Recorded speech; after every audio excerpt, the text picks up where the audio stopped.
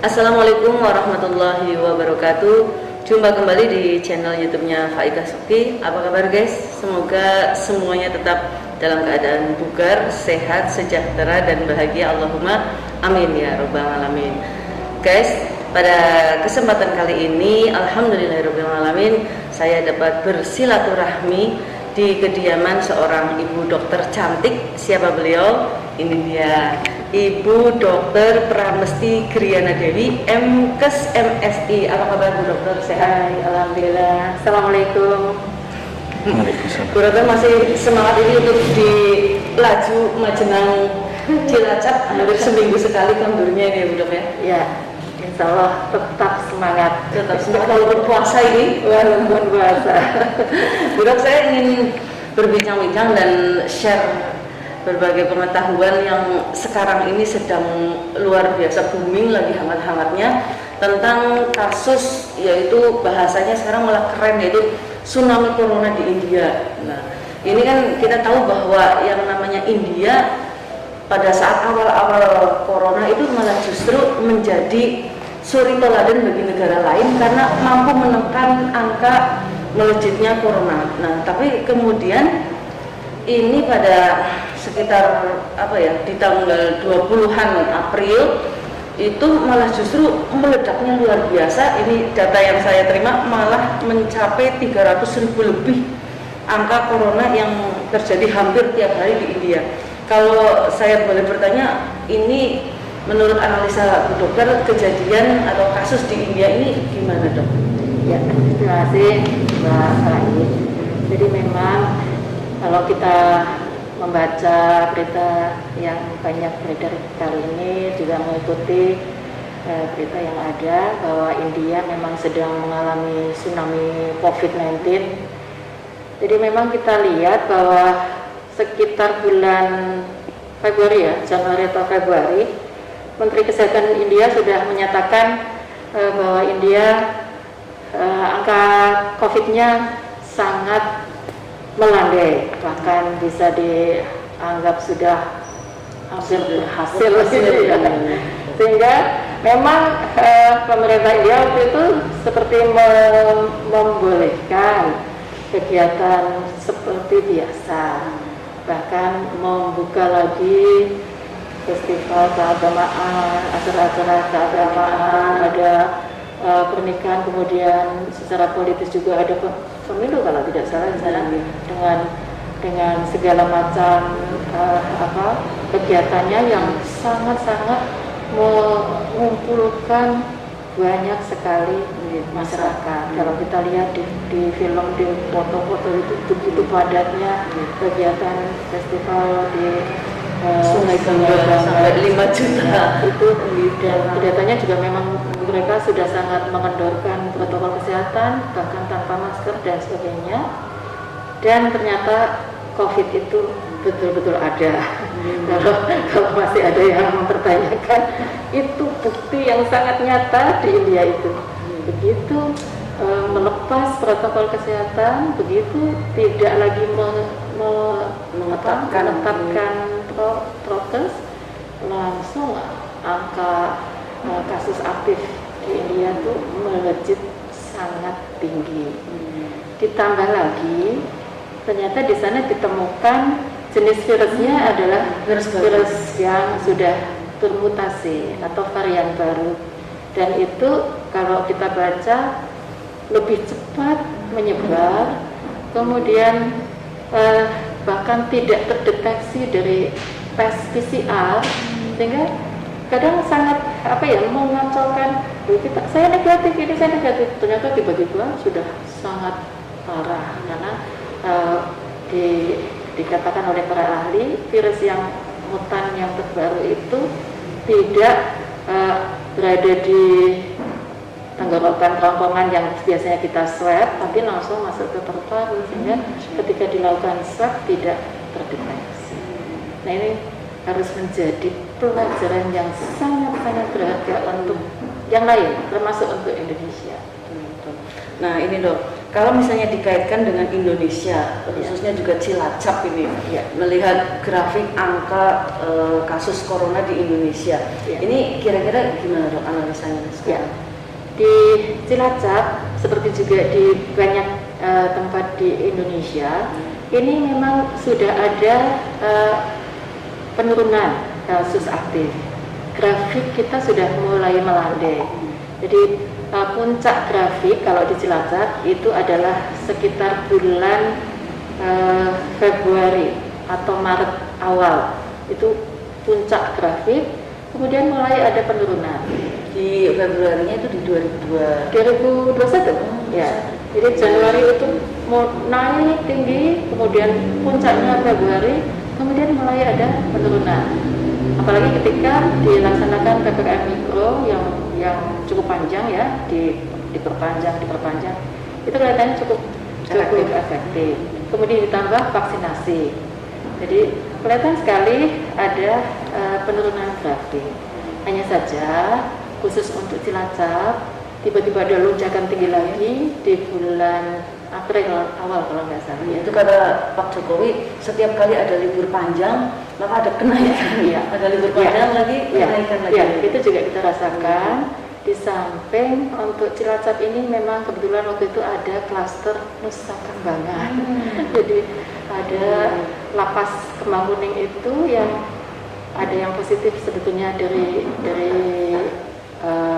pihak luar yang masuk ke lapas itu, kemudian menular ke dalam, sempat melonjak sampai 198 napi, tapi alhamdulillah OTG, sebagian besar OTG tanpa gejala, tidak ada korban. Tidak ada korban. 10 hari semuanya sudah dinyatakan sembuh. Nah ini kalau melihat juga sekarang untuk misalnya Majenang saja ya, Cilacap, ini saya lihat juga dari mulai di jalan masker juga sudah mulai jarang yang pakai. Kegiatan terawih yang waktu setahun yang lalu kan memang tidak boleh, ini juga di musola-musola, masjid-masjid itu sudah penuh kembali. Dan ini kalau di Banyumas itu malah sudah ditemukan ada klaster terawih ya Dok ya.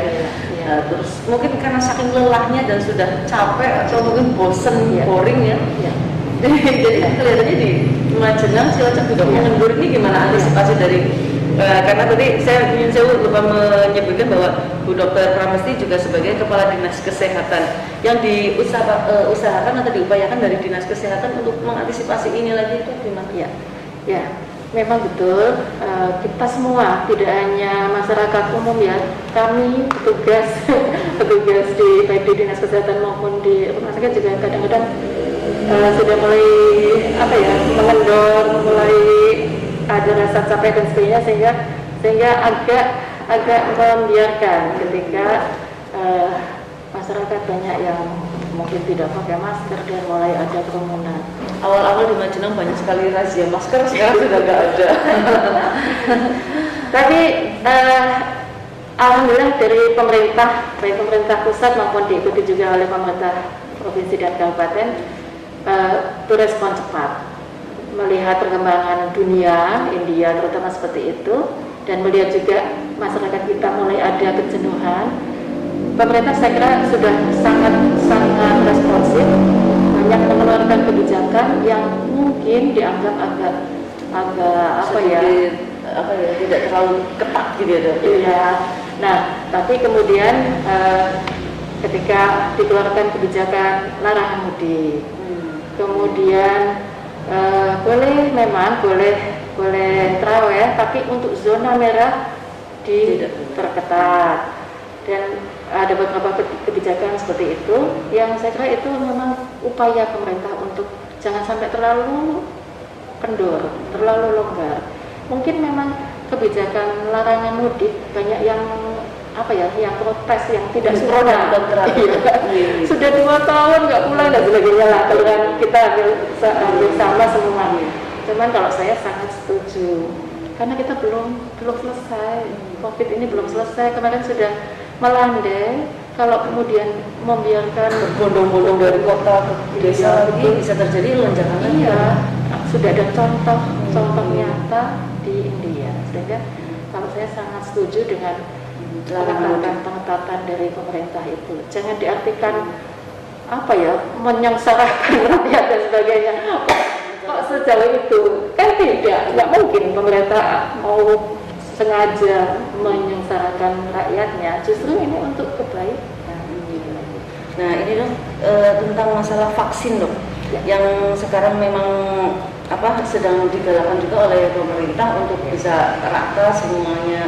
Dapat perkembangannya sampai sekarang gimana dok? Ya, untuk tahap pertama waktu itu untuk nakes tenaga kesehatan, alhamdulillah untuk Cilacap ini sudah 98%. Jadi sudah cukup tinggi. Oh sudah 89% untuk nakes Cilacap. Ya, khusus untuk Cilacap ini tenaga kesehatan sudah cukup tinggi capaiannya. Dosis keduanya sekitar 97% kalau nggak salah. Kemudian sudah masuk ke tahap kedua. Tahap kedua itu lansia dan pelayan publik. Nah ini yang memang masih harus dikejar karena target Cilacap cukup tinggi. Kita tahu jumlah penduduk di Cilacap ini mungkin nomor 1 atau nomor 2 se-Jawa Tengah, sehingga iya kan jumlah penduduknya kan kita tinggi sekali. Dan memang wilayah terluas juga kan di Jawa Tengah, ya, Cilacap. Nah dengan jumlah penduduk yang sebanyak itu tentu saja persentase lansia dan petugas pelayan publiknya juga tinggi dibandingkan kabupaten lain. Kita target untuk lansia itu 140.000 di Cilacap. Di Cilacap saja. Kemudian petugas pelayan publik target kita 101.000. Harusnya diselesaikan di bulan Juni. Tapi sejauh ini kita masih sekitar 20%-an lah. Belum tinggi. Jadi kalau total dengan seluruh warga masyarakat Cilacap, ya, ini sudah berapa persen yang sudah divaksin? Ya, kalau sejak dari tahap 1 sampai terakhir kemarin, ya baru sekitar 21-22%. Berarti masih di bawah 50%? Masih jauh. Karena jumlah penduduk kita tinggi, kemudian distribusi vaksin itu agak terhambat. Jadi dulu direncanakan pemerintah pusat ya direncanakan untuk mengimpor vaksin kan dalam waktu singkat sekian juta seperti itu. Tapi ada kendala dari India dan dari Inggris itu ada kelambatan pengiriman vaksin, sehingga di kita pun agak melambat ini pengiriman vaksinnya. Tapi berapapun vaksin yang dikirim ke kita ke Kabupaten Cilacap, insya Allah langsung kita habiskan. Jadi begitu dapat langsung kita suntikkan, langsung kita gunakan untuk sesuai target yang ditentukan. Jadi dong ini kembali lagi kalau misalnya ke masalah kasus di India, itu memang diantaranya adalah adanya euforia dari penduduk India bahwa ketika setelah divaksin itu maka mereka menjadi kebal, kemudian bebas tanpa harus ada pakai masker, boleh keramaian. Sebetulnya kalau yang setelah divaksin itu kalau memang artinya masih tetap bisa tertular kembali, itu kenapa harus akhirnya divaksin gitu? Kalau memang akhirnya masih bisa tertular juga gitu. Ya, jadi upaya vaksinasi itu adalah salah satu upaya untuk menuntaskan atau menyelesaikan pandemi COVID. Upayanya ada beberapa macam, tidak hanya vaksinasi. Sebenarnya yang sangat penting itu 5M itu, 3M ditambah 2M itu, kemudian 3T, tracing, testing, dan treatment, kemudian vaksinasi. Jadi ini kalau dilaksanakan bersama-sama, jangan hanya mengandalkan vaksinasi saja. Karena vaksinasi yang kita laksanakan, kita tahu efikasi vaksin itu tidak ada yang 100%. Berapa persen berarti? Ya, kalau Sinovac yang kita pakai itu hanya sekitar 67%. Kalau AstraZeneca, saya nggak lupa, sekitar berapa ya? Hampir 90% mungkin ya. Tapi kita belum pakai banyak. Pfizer juga sekitar 90%, tapi kita belum pakai. Sehingga jangan menganggap ketika sudah disuntik jadi kayak Superman. Tidak betul Tidak, karena memang efikasi vaksinnya tidak 100%. Masih ada yang bisa tertular. Apalagi semua semuanya masih bisa tertular kalau kekebalannya, pembentukan kekebalannya tidak optimal. Ya, jadi kan individual pembentukan kekebalan itu tidak semuanya sama. Ada yang setelah divaksin kekebalannya bisa tinggi, ada yang belum, ada yang kalau sudah di booster memang jadi lebih tinggi. Nah, ini masih mungkin tertular pada saat belum mencapai kekebalan optimal. Tapi walaupun sudah benar-benar dia merasa kekebalan optimalnya itu benar-benar memang sampai tingkat maksimum, Ya. itu berarti sudah nggak bisa ketular lagi atau masih bisa juga? Masih bisa, artinya gini, virus itu masih bisa masuk, masih bisa menginfeksi. Tapi pada orang yang kekebalannya sudah bagus, sudah tinggi, itu tidak akan muncul gejala yang berat. Jadi OTG, nah, atau mungkin ada gejalanya sedikit, tapi kemudian segera sembuh. Ya itu kan itu yang kita harapkan. Misalkan terinfeksi itu tidak sampai berat dan apalagi tidak sampai meninggal seperti itu kan. Itu yang divaksin pun masih bisa terinfeksi, tapi biasanya gejalanya tidak berat. Termasuk untuk lansia kira-kira berapa persen? Karena lansia kan katanya imunnya juga melemah ketika divaksin. Itu kira-kira peningkatan imunnya sampai Sama saja kan kalau pakai Sinovac sama dengan yang muda, tapi ya tentu saja karena lansia itu sudah mungkin relatif lebih banyak yang punya penyakit komorbid, penyakit lain gitu ya, sehingga memang mungkin persentase kekebalannya juga tidak terlalu tinggi. Tapi yang kita kejar sebetulnya bukan kekebalan individual masing-masing harus tinggi, tidak, tapi kekebalan komunal. Jadi semakin banyak yang divaksin, apalagi nanti kalau bisa mencapai 60, 70 atau bahkan 80% dari jumlah penduduk, itu insya Allah akan terbentuk herd immunity yang sering disebut itu kekebalan komunal, sehingga masyarakat itu menjadi kebal. Termasuk yang di dalamnya yang belum divaksin itu terlindungi oleh yang sudah divaksin. tidak bisa menularkan. Ya, yang tidak tervaksin pun tidak akan terinfeksi karena terlindungi di masyarakat. Itu Terakhir mungkin Dok, himbauan dari Bu Dokter. Nah, karena ini kita sebentar lagi juga Lebaran, terus kemudian juga vaksin memang terhambat untuk distribusinya. Ada himbauan-himbauan buat masyarakat? Ya. Saya kira tetap harus kita ketatkan lagi protokol kesehatan.